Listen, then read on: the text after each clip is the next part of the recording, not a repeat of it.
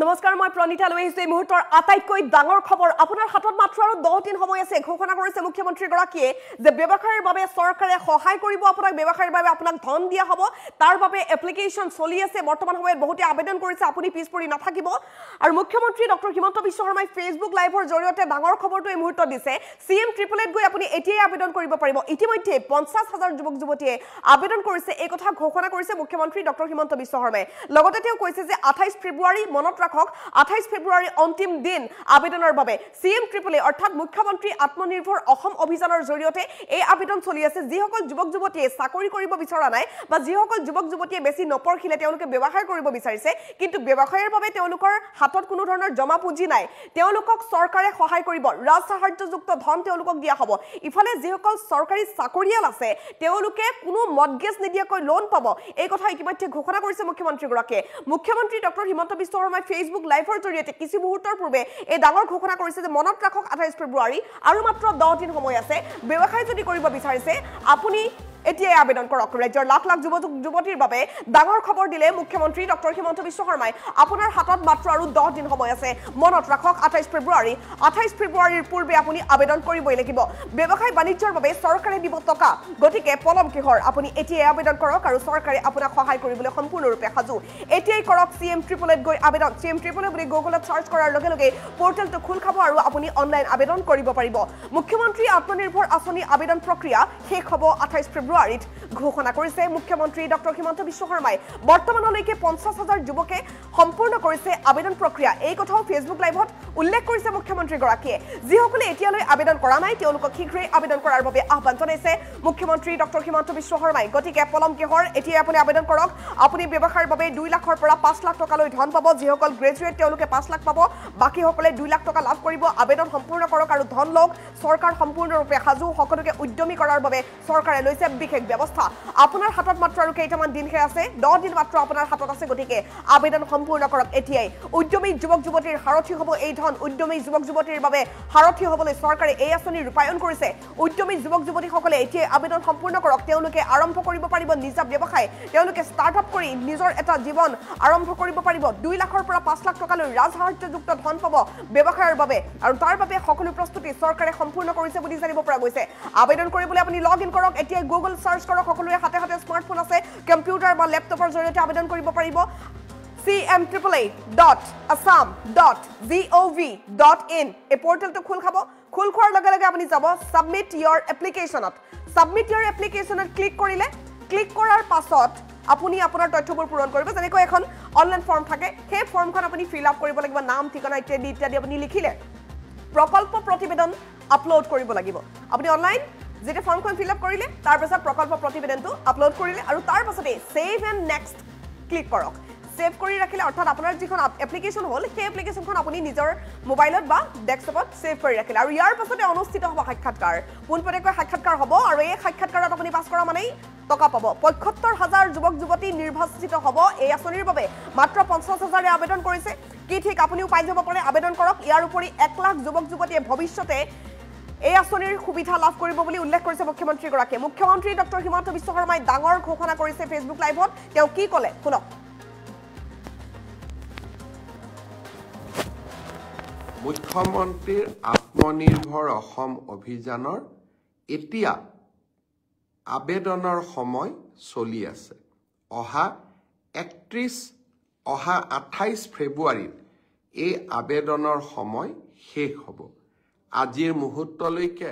50,000 যুৱকে ৰেজিষ্ট্ৰেশ্যনৰ পিছত আবেদন কৰিছে মই ভাবো যিসকলে এতিয়াও ৰেজিষ্ট্ৰেশ্যন কৰি আবেদন কৰা নাই তেখেতসকলেও যাতে আবেদনৰ প্ৰক্ৰিয়া সম্পূৰ্ণ কৰি লয় তাৰ বাবে মই যুৱক সমাজক আকৌ এবাৰ আহ্বান জনাম মুখ্যমন্ত্ৰীৰ আত্মনিৰ্ভৰ অসম অভিযানৰ এতিয়া আবেদনৰ সময় চলি আছে অহা 28 ফেব্ৰুৱাৰীত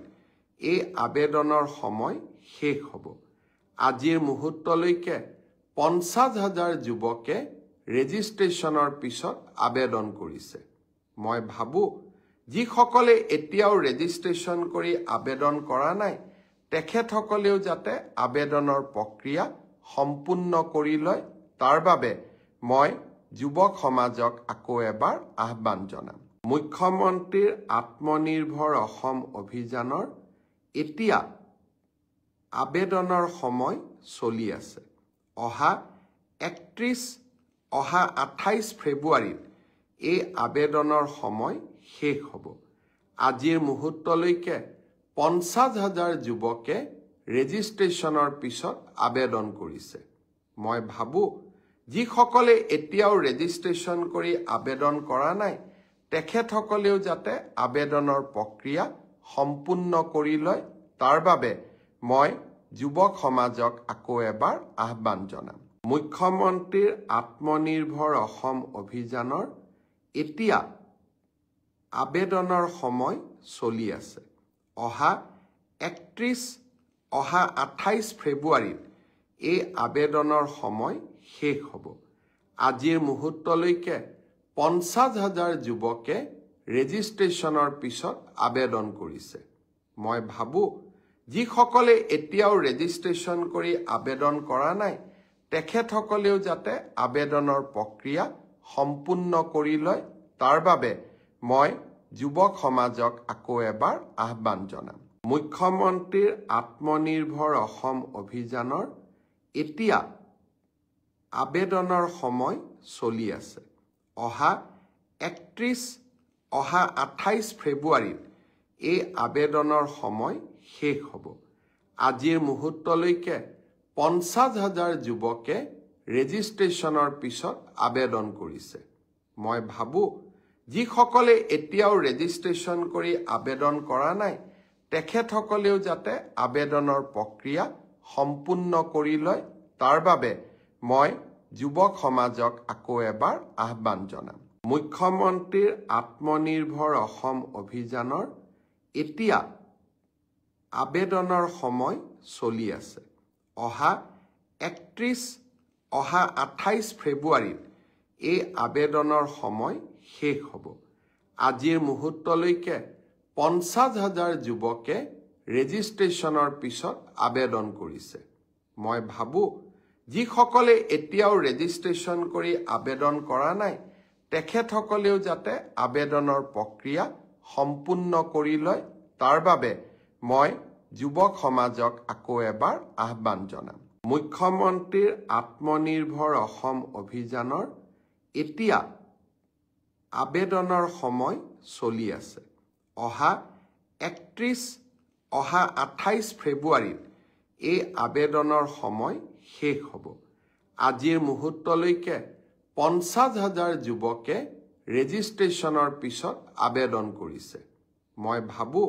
যিসকলে এতিয়াও ৰেজিষ্ট্ৰেশ্যন কৰি আবেদন কৰা নাই তেখেতসকলেও যাতে আবেদনৰ প্ৰক্ৰিয়া সম্পূৰ্ণ কৰি লয় তাৰ বাবে মই যুৱক সমাজক আকৌ এবাৰ